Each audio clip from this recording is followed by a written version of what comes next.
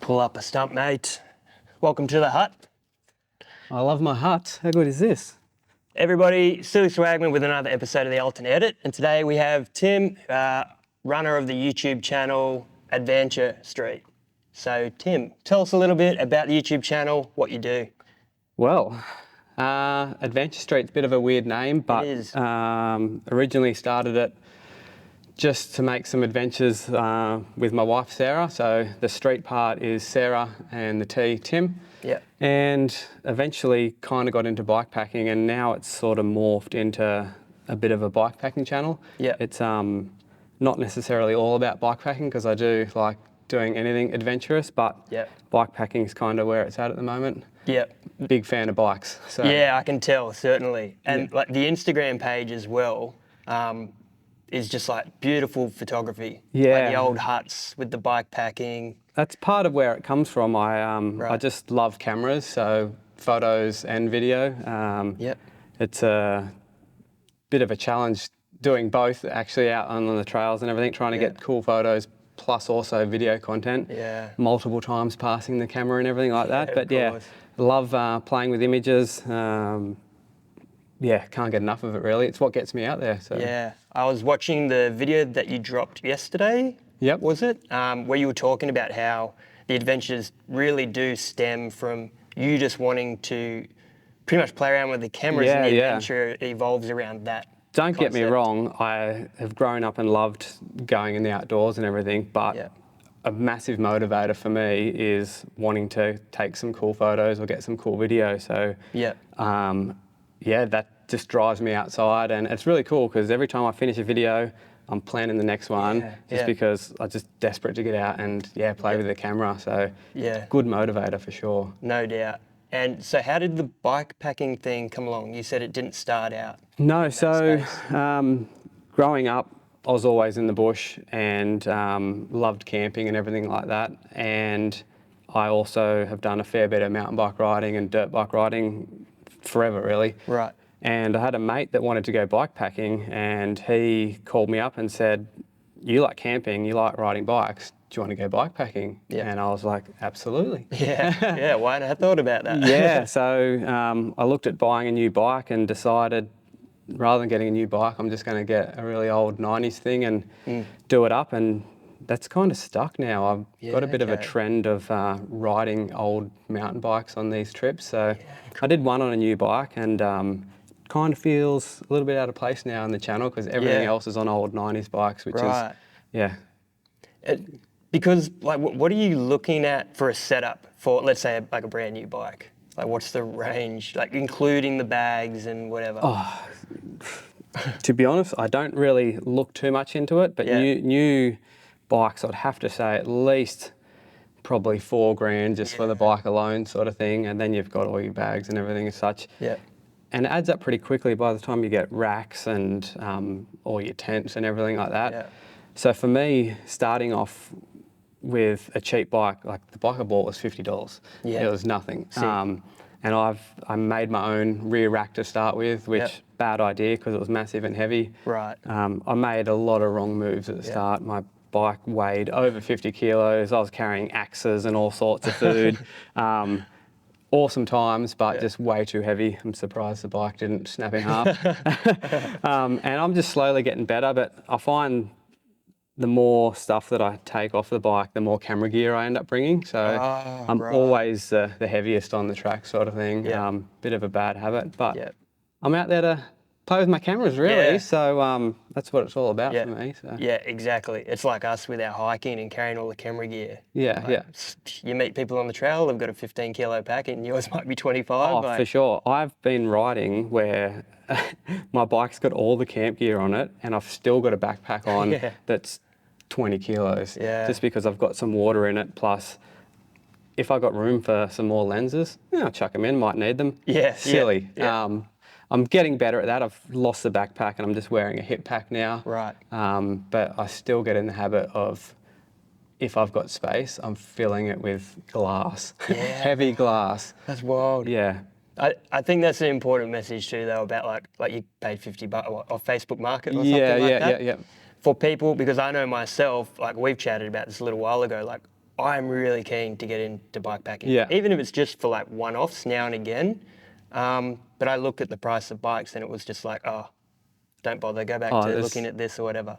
So for people looking to get into it, there's nothing wrong with... You don't need much. I actually did a video where I rode a kid's bike that I found in a garbage bin just to show you can get outdoors and have a great time on anything. And it was silly. It didn't pedal too well, but I had a great time. I camped in a nice little spot in the Blue Mountains and awesome. I loved it. And doesn't matter what you got, you can take it out there. So don't get me wrong. New bikes, probably more reliable, you can get parts and everything easier. But of course. At the same time, riding old things, there's nothing wrong with them, especially the frame. You can just get a few new components and they're good to go. They're sturdy. I had a friend say to me the other day, would you have more fun on a new bike? And I'm like, nope. So really. there's an idea where it doesn't really matter what you're on. And honestly, you don't think about the bikes as such when you're out there. You're just enjoying like the view and everything that happens. The bike's just like the transportation sort of thing. Doesn't really matter what you're riding. So yeah, of course. And with these trips, are you mostly going solo? Are you out with a friend or a group of people or a mix? Bit of a mix. I've done a couple solo and I really enjoy it because it gives me the time and flexibility to play with my cameras and do whatever I want. But I like socialising with people as well, so doing it with friends is also good, but that does hinder the filmmaking process a bit. So yeah, a bit of a balance. It's a bit of a tricky one really. I've done a few trips where I've started off solo and then met guys later, which is kind of good until you're lost with no reception and you can't meet up with each other, but that's another story. But yeah, I do enjoy being out there on my own and I want to do it more often in the future. So it's just hard. I get lots of friends going, when are we going for another ride? And I feel kind of bad. Of course. Yeah, just going without them. So yeah, I might have to do a few little sneaky ones in the future, I think. I think so for sure. And that was the point I was sort of getting to, like sort of hard enough hiking with other people and trying to film like what's that really like? I can't imagine because you're traveling so fast at times. So you're like, everybody hold up. Like, all right, here's one for you. You on your hiking channel, you can walk around with a tripod and your camera, whack it down, walk past it, pick it up, keep walking. Totally different on a bike. I've got to stop, I've got to unstrap a tripod because you can't ride with a camera and a tripod on rough terrain. So you've got to pack everything down, ride, set it all up. So it's time consuming and no one whinges about it when I'm with them because they know I'm going to make a video, but I feel bad wasting so much That's the time. thing, you feel bad regardless of what they say. Yeah, exactly. And I just think it's easier sometimes to just spend that time on my own and I can do my thing. So GoPros and everything are good these days, but I just don't want all action camera footage. I do like the static shots, trying to get a nice composition and because everything. Like, the shots you're getting, like the landscape shots, the ride-by shots are like next level. What I've found from watching your videos is you're really good at telling a story.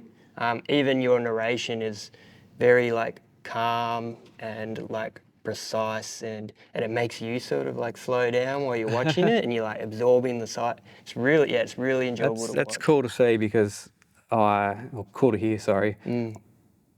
Part of the reason I made the YouTube channel was just because I'd watched so many cool creatives that could tell a story so well and I really enjoyed watching it and I wanted to get better. So when I started the channel, I didn't tell anyone. No one, like Sarah knew, and that was it because I was just too embarrassed to show people that I'm talking into a camera. Felt like the biggest weirdo, and I still feel a little bit like that now, but you definitely grow and get better at it. But when I'm getting new people coming out to go for rides and talking into the camera in front of them, it's awkward. So it's a strange experience. Especially with close mates. I've done like a fishing trip, went out on a mate's boat, and I would go and hide at the front of the boat, or like go just trying to get some footage of like talking, and then I'll get caught, and then I'm like, oh, this is really awkward. So scrap that one. I think especially like when you're trying to do it for like the art form of it, and like playing around with the camera side of it, rather than like influencer Yeah, sort of yeah. thing. No knock against influencers, but I mean, you just feel like all your friends are thinking that while you're setting up the Yeah, camera yeah. and talking to it, and I actually had a YouTube channel before this where I just would make little videos on things we had done, and I actually made so many little edits that no one saw. Right. So for me, it was all about, I've just always loved playing with the video side and creating things, even if no one watched it. Yeah. Still now, if no one watches it, put it this way, if I go on a trip and I say I'm not going to make a video, I can't help but get out my camera and start filming things because I just can't help it. yeah, it's just the creative It's in my outlet. blood. Yeah, for sure. So And so whereabouts are you based? I'm in Sydney. You're in Sydney, and so what? A lot of your rides are around the sort of Blue Mountains. Not really. No. It's very difficult finding a good place to ride, especially when there's photography and videography in mind and you want the most epic shots and things like that. While the Blue Mountains is awesome and I love it, there's not many trails that go everywhere. There's a lot of in and out fire roads, things like that. So Quite mountainous too. Yeah. Cliffs that just drop off. So it's difficult. I love getting down to the Kosciuszko area because there's big open plains and lots of trails around and no cars. There's something special about riding out to places where cars can't get to. Yep. And the alpine huts in Kosciuszko, unreal. Yep. I'm obsessed. Yeah. I'm going to go down there as soon as we leave here. Yeah, that's Absolutely that's obsessed. my favourite part about your Instagram page too, the shots that you get of those huts. Yep. It's so, I don't know, inspirational, motivational as well. I see the photo, I'm like, I got to get down there. Yeah. And yeah. I think that's what a lot of people find Yeah. through your photos. So your photos are so, they're so good. Did this start from photography or not necessarily? Has it always just been anything with a camera? Let's go back a long way. Yeah. So year 7 maybe. Right. I was in, I don't even know what class, but we made a video about erosion. A mate's family had a little handy cam thing. Yeah. I would love to have that footage actually so badly, but anyway. And then another neighbour ended up getting a video camera and I would borrow it and make little mountain bike jumps and film stuff. Yeah. And then a few years went by and I was lucky enough that my parents bought a video camera for the family, which I'm the only one that used, pretty much. So I was making little edits and I even submitted in a film competition when I was at school and we came second. Yeah, right. There was only Nice. 3 people in it. But that was just filming. Minor detail. Yeah, filming, surfing and things like that. Right. And then for my 21st, all I wanted was this new high definition camera. It was mini DV still, but they'd just come out with high definition and I was always wanting to improve the visuals sort of thing. Yeah. So I got that and I'd use that and make just whatever random videos. And it wasn't until I bought a DSLR at some point, but I didn't really use it the way it was meant to be used. And I was on some training website learning how to use Adobe After Effects, which is an animation sort of software. And it was really tricky to use. And I just saw some other fundamentals of photography, I think it was called, page, and I started watching it and the camera they were using was very similar to the one I had. Right. And I got hooked on it and I learned how to shoot in RAW and edit photos and things, proper obsessed. And from that day, I haven't put the camera down. Really? Yeah, have not put it down, so. Wow, that's crazy. Yeah. You're out there to try and better your videography skills, so to speak, in a sense. Yeah, so I still obviously love the video, but Yeah. the photography side of things come in and I started doing something in 2014, which is really cool, and that is make annual photo books of my year. So at home on the coffee table, I'll have the latest year of just adventures, everything in there. That's But then cool. up on the wall, I've got all the years going back to 2014. Wow. And when you start putting good photos in these photo books, I don't want to put iPhone photos. Yeah, You know what I yeah, mean? yeah. So I would go on dirt bike trips, anything. My cameras coming with me. I've smashed a few cameras just because they come with me. Yeah, That's why I buy them, use them. So exactly. yeah, well-used equipment, but love it. That's cool. Yeah, you're getting the use out of them. Yeah, for sure. So. And so with the actual bikes itself, Yep. what's like because I have no idea about this stuff. Yeah, What's yeah. like a typical layout, or what factors that you want to think about when you're setting it up? Or is that a really broad question? It is, because there's so many different styles of bikes. There's different styles of riding. There's touring, where people will ride for weeks on end sort of thing, and they've got big pannier bags. There's the more lightweight stuff where it's pretty much just a mountain bike with a front roll, maybe a saddle bag or something like that. It depends weather. Like, I love the cold weather, so sleeping bags and everything gets bulky. So the bikes, everything of it grows more. Yeah, of course. Whereas some people hate the cold, so they only do it in summer, and you can use tiny sleeping bags and all that sort of stuff. So it depends what you're into, but very broad, really. Do you want suspension? Do you want no suspension? Yeah. Do you want a road bike? Do you want it And that's really daunting, like for someone who's just looking to get started, who doesn't have a friend who's into it as well. Yeah. And I think that's what's good about the old 90s bikes. There are, a lot of them are just rigid. Right. But when you load them up with all your gear, these are steel bikes I'm talking about. They flex really well, and surprisingly, like, I think they're more comfortable to ride when they're loaded up with all the gear. Right, okay. So you don't even need suspension or anything flashy. You just get on and pedal the thing, and right. It's awesome. Love it. And is there like a particular area or a particular trail that you would recommend for someone going for their sort of first ride, maybe? Just go to Cozzy. It's the best. Honestly, it's so good down there. Yeah. I know it's a fair drive. Well, this is from Sydney, but it is just so beautiful down there, and all the alpine huts you can find. It's unreal. Can't recommend it enough. It's just, the creeks and everything, crystal clear. And that's the thing with bikepacking, in certain areas it's hard to find water, whereas in Kosciuszko, crystal clear creeks everywhere, and awesome. Yeah, absolutely. That's awesome. true. So, and you made the point before of like, most of the roads out the back there. Yeah. You can't travel on with your vehicle, so it gives you a little bit more of that sort of. You can not have to worry about that side of things. And I tell you what, I've done quite a few things over the years where we've gone to places with no phone reception, and it's the best. And Kosciuszko is like that. When you go deep into Kosciuszko, no phone reception, nothing to distract you. Just enjoy nature out there. And what do you say, nature baby? Yeah, come get some. Yeah, absolutely awesome. Yeah, Cozzy is like by far one of my favourite places. Yeah, it's just beautiful down there. So before it was sort of bike packing, what was it? Were you doing hiking or BMXing? Yeah, or just you in general? Like, what were your activities in the outdoors?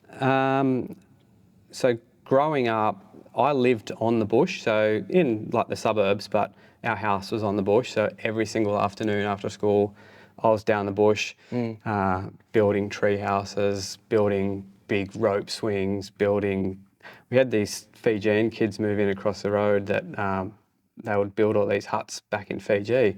And when they came over, we'd build all our own huts down the bush. It was awesome. So I was always down the bush. And then I also loved the BMX side of things. So I was building jumps in the bush as well, always in the bush. And then as I got a bit older and moved out of home, didn't have a bike for a bit, and then just had to have one. So I bought one just to ride the Esplanade down at Cronulla. Then as soon as I got a bike, I had some other mates going, come riding, and then next minute buying another bike and another bike. So a lot of biking, but I've also done a lot of dirt bike riding. So I think when I first got a job at sort of 16, I bought 2 expensive sets of rollerblades. And my dad's like, why are you buying them for? Why don't you buy a dirt bike or something like that? So I saved up and got a dirt bike. And, How funny. Met a lot of cool people through that, and done lots of really fun trails out the back. Like I'd done the Victorian high country a few times.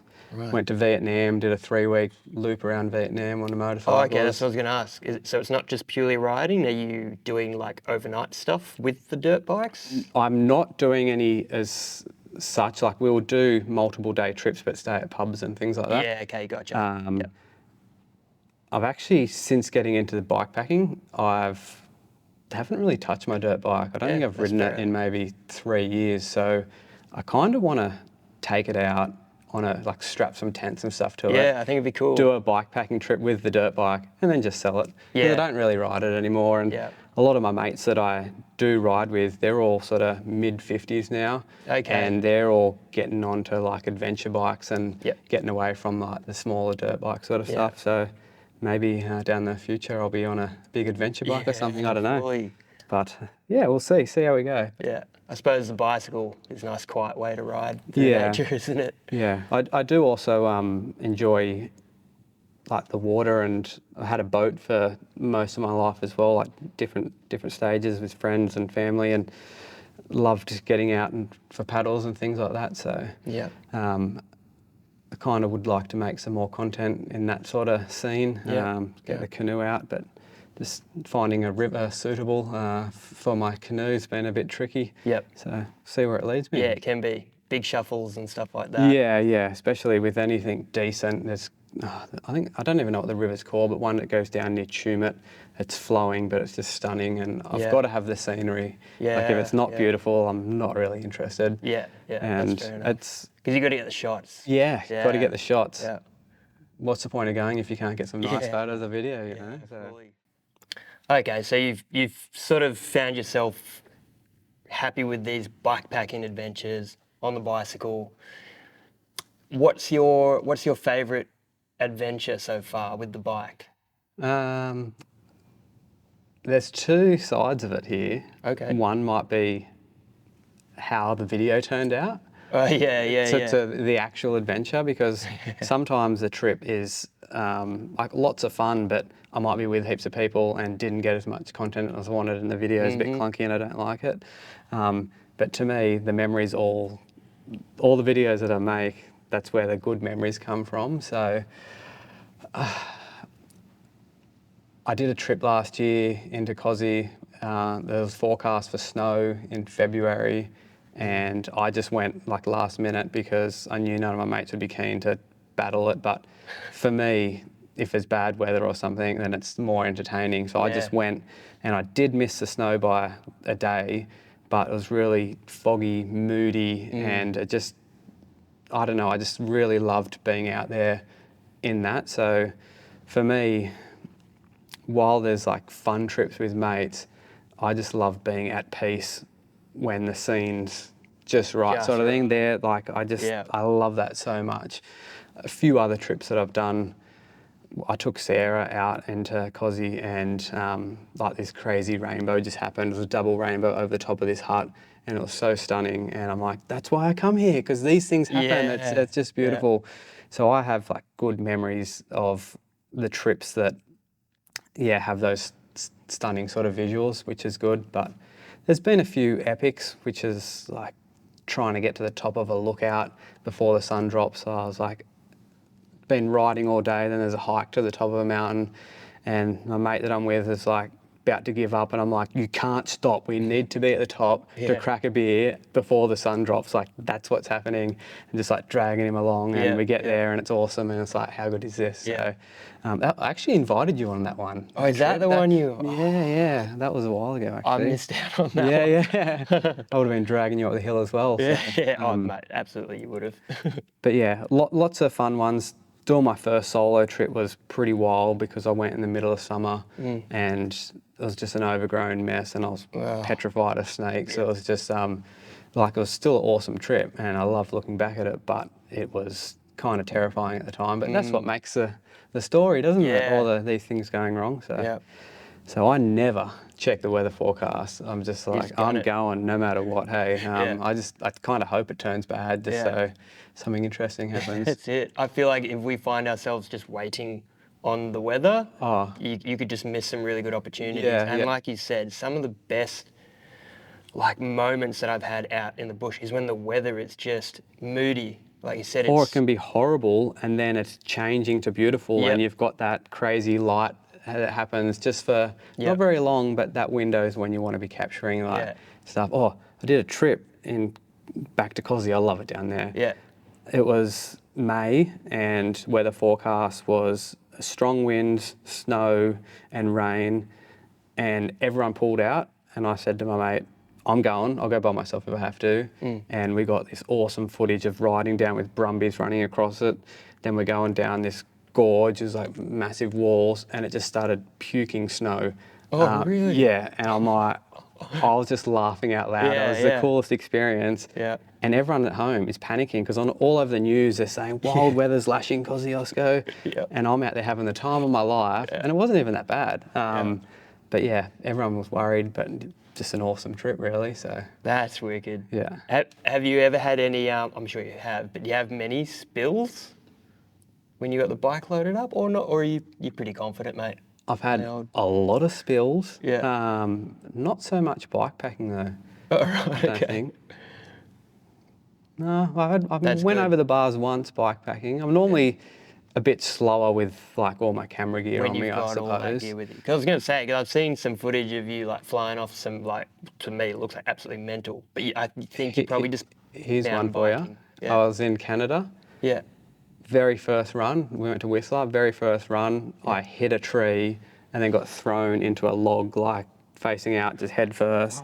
Brand new full face helmet that I destroyed.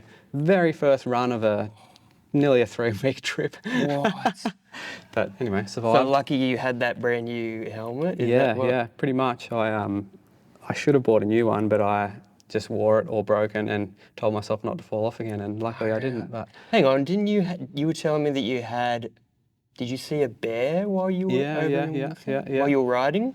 Or well, on the chairlift at the time, well, then a bit later we did, but in the bike park we saw a bear as we were going up the chairlift, Yeah. day one. But then we did another awesome backcountry ride out of Whistler on a trail called Lord of the Squirrels, and it goes up into what's the other bear? Not black bear, the other grizzly bear territory. Yep.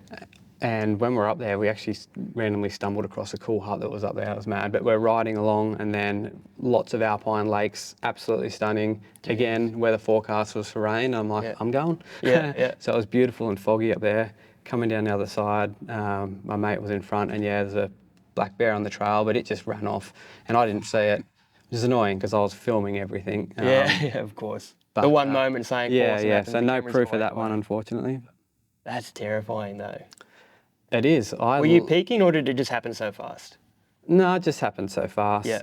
I don't know how all the YouTube channel people go camping up in like northern No idea. America. It's stunning, and I'd love to go, but I'll be terrified of bears and cougars and all Yeah. sorts of other big cats and things up there. But Yeah. I think it'll be worth it just for the visuals because it's stunning. For sure.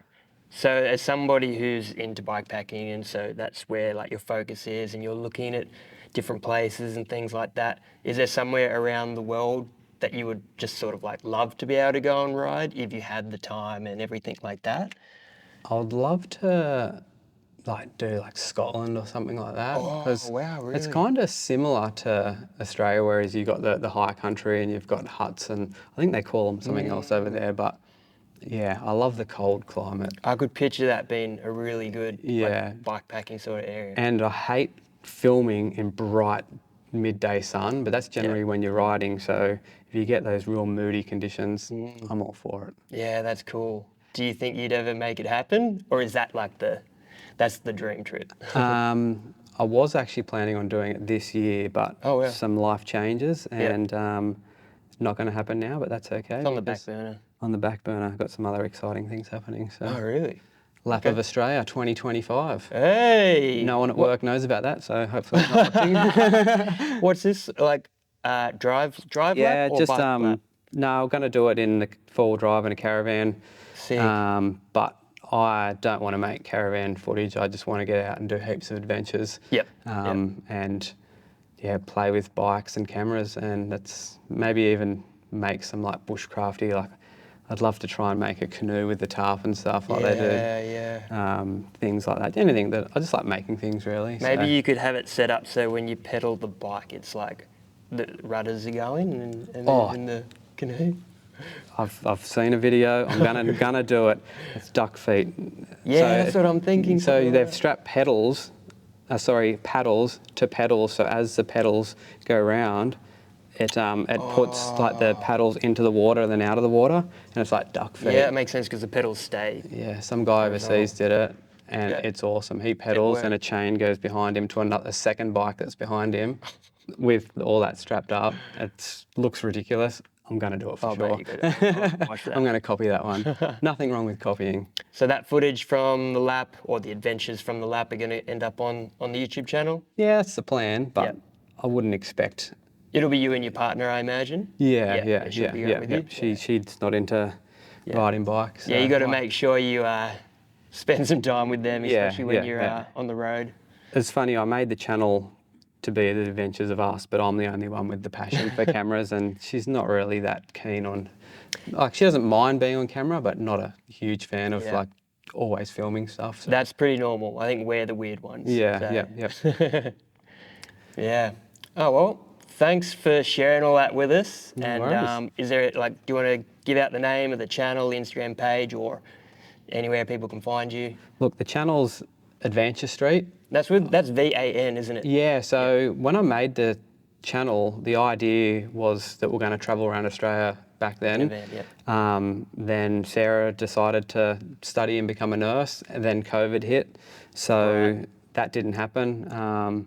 And I'm getting a bit older now, and some health issues in the family. We just want to live life. So going to drop everything. So I turned 40 in December. No way. Getting old, mate. And turned 40 and then hit the road. So Mate, that's unreal. looking forward to Well- it. But yeah, so Adventure Street. Yeah, and the Instagram page, that's just your name, isn't it? It's Timmy 500, random. It is too. 500 was a motorbike racing number that I had many years ago. okay, That's that where makes that came sense. from. Yep. I do have a second Instagram called Adventure Street. Yep. It's hard juggling between the two, so Yep. the Timmy 500's the main one. But Yeah, okay, I thought so. yeah, All right, mate. Well, I look forward to staying tuned and seeing what the adventure next year brings. well, thanks for having me, and might head off to Cozzy now. You're off. I'll go grab my bike and I'll see you out there. Sounds good. Cheers, mate. See you, Mattsy.